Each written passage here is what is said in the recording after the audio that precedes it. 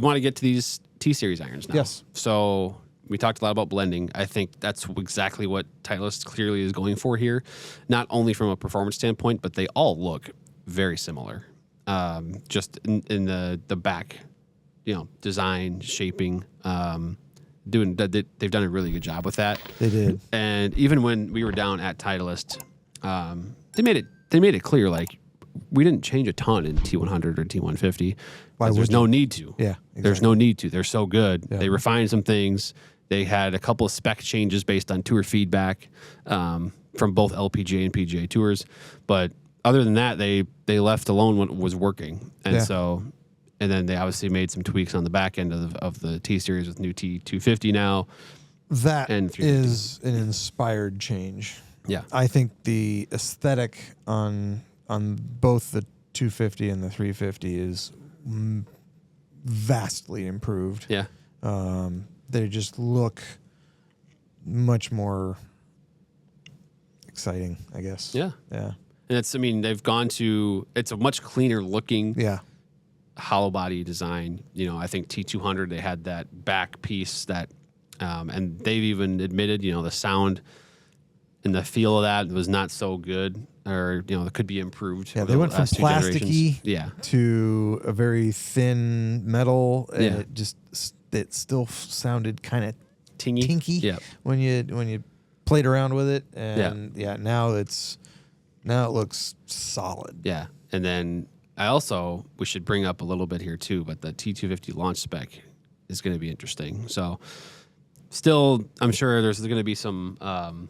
What's the use cases for that, and how is that going to work? But it's important. I think it's brilliant though, because it gives us a new dimension for juniors. Yes, which is great, and for those who need a higher launching product. And it's a lot of people need a higher launching product. All these brands have an HL, right? A lot of them do, right? Right. But this is like another level with the loft that it's actually at, and then they can play around in the custom fittings with the weight of the head too, and you can mess around with that. So like, they've taken that HL idea to a different level, I think, with just how much loft it is, and of course you can customize it and do what you got to do. But 35 in a 7-iron it's loft. It's a lot of loft. Yeah, but there's a lot of people that need a lot of loft. Right. I mean, that's one of the problems that we've seen through the years, is that as spin has gone down, are we able to create enough height to have a landing angle that we should have any expectation of the ball being able to stop?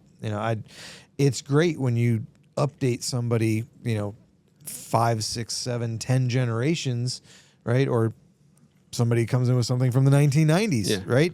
And it's a completely different world, but my goodness, spin has changed so drastically. Right. So if we're not getting the height, then we can't get good stopping numbers. And so that's why my obsession in any fitting is spin, height, and landing angle. We're going to focus on carry, because almost to a man, people come in and say, well, I'd like a little more distance, and I'd like to hit it, straighter, or have more forgiveness.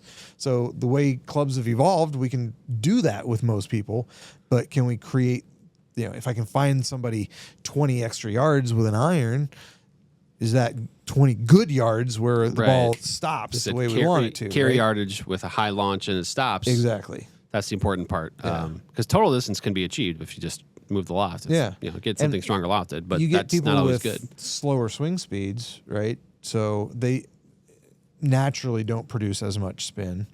They have to have height, because if they're not spinning it a bunch, trajectory is the only way in which they're going to get any kind of stopping power at all.